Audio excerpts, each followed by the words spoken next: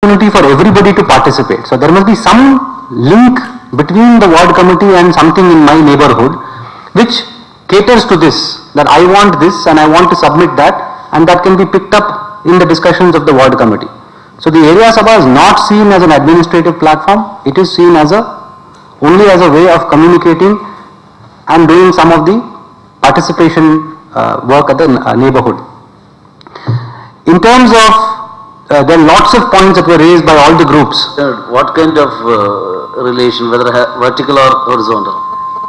No, it's a horizontal platform, but you have a link. So whether that link is an elected link or nominated by the councillor, that's a decision that you all can take among all of you. And clearly there will be different points of view. But a link between the Sabha and the committee, which is chaired by the councillor. So the councillor is the chairperson of the committee, and there is a link between the Sabha and who comes to the committee.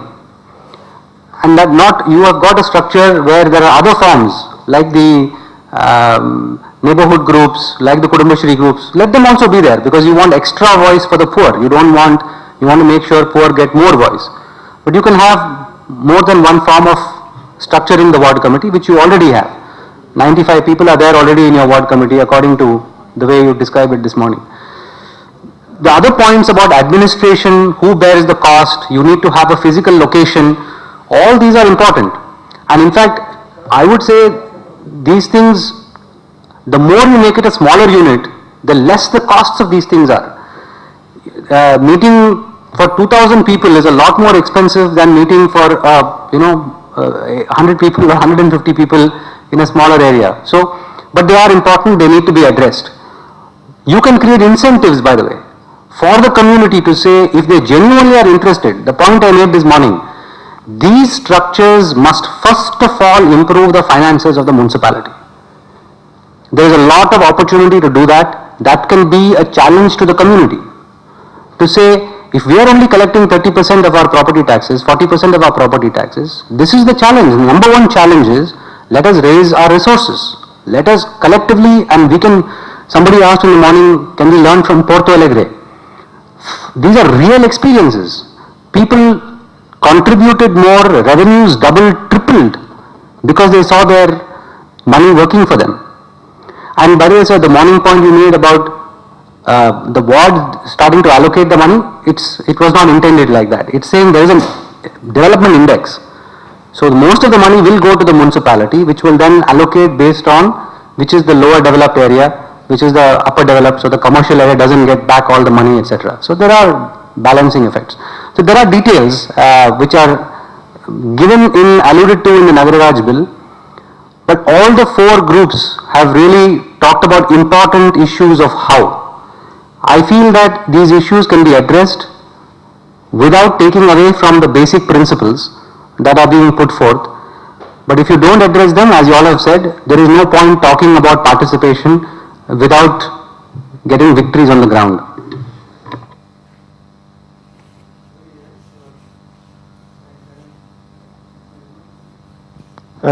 First, I thank the organizers for giving this opportunity to speak and to chair this session.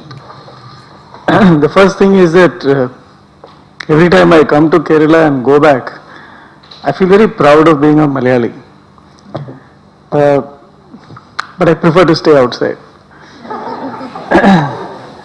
Now, one thing that it's come across many times over and over again is that people here around this table are very proud of the participative democratic structures that they have created. There are criticisms also.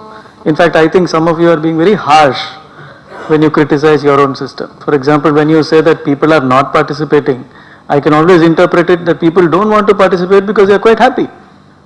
And people participate only in times of crisis. And this is not something that is true of Kerala, this is true of the world. You go to any country, people are not living for government.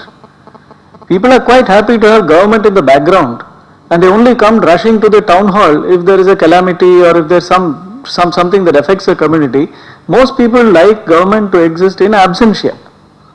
So in Kerala also, I think people are quite happy and contented, because however much they criticize Kerala, they are quite happy being here.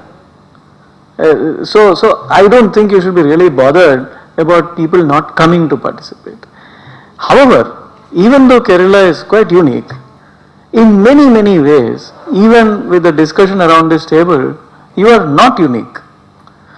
The way democracy is developing in Kerala is exactly on the same trends that are seen worldwide. And what are these trends? Let me just try to compress these trends into certain statements which I think are playing out here. The first thing is that universally across the world, in fact recently there was a study, 136 countries, which proved that people are losing interest in governance. But one thing which came out clearly from the study was that everybody agrees that democracy is the least worst of all the forms of government. Nobody had a kind word to say about democracy. But if they were faced with the option of doing away with democracy, they said, no, we want to be democratic. The second thing is that democracy, decentralization, participation, these are constantly in transition, they are constantly work in progress because scales of economy, of delivery of services are changing, political preferences are changing, the capacities of people to perform are changing, the techniques, the technologies of participation are changing. So this is something that is not going to stop today. So I am little worried when Kerala says that, oh, we designed the People's Planning Campaign and we are very happy with it. Sorry. The essence of decentralization is like trying to remain on a cycle. If you stop, you fall off. You got to keep riding, and the faster you ride, the more stable you are. So you need to keep thinking about, and that's the best thing about Kerala is you are actually debating these issues, which I don't see in many other states. The other universal tendency which is playing out here is that everybody wants not to participate, but everybody wants to have the right to participate in your pocket, even if you don't exercise that option. You want the trump card, but the trump card you will play only once in a while, but you want it. Now if I ask all of you that whether you want a choice of dispensing with your UDF and LDF and appointing Singapore as a technical contractor to make Kerala into Singapore by suspending democratic rights for the next 10 years, what would you say? You would say, no thank you, I don't want to be Singapore, I would like to be Kerala. I'd like to go slowly, right?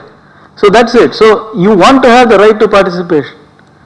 Even if you ask the 90% of the people who don't participate this, they don't want Singapore. They are very happy, but Kerala is democratic, even though they won't step into a ward committee meeting or a ward sabha meeting. So that's like, it's there. The third thing is, nobody wants others to participate in their own affairs. And that is true of me when I talk to my wife. It's true about all of us, and it's true about our interpersonal relations. We want to have the option of participation, but we don't want others to participate in what we are doing. And that natural tendency you see here too. The decentralization is good, but only up to my level, not below me. So that tendency I see it around the table, and I think that's interesting because that tension must be there to make democracy really living. The fourth very interesting observation which is coming out worldwide, and I think it's happening in Kerala, is everybody wants control over expenditure but wants to export the tax burden. So there is a repudiation of that taxation comes along with expenditure is something that, so participation is slowly coming only towards expenditure. And I think the point that Ramesh is making is that when participation comes to taxation, it reveals another dimension altogether. And the difference between Porto Alegre and other examples where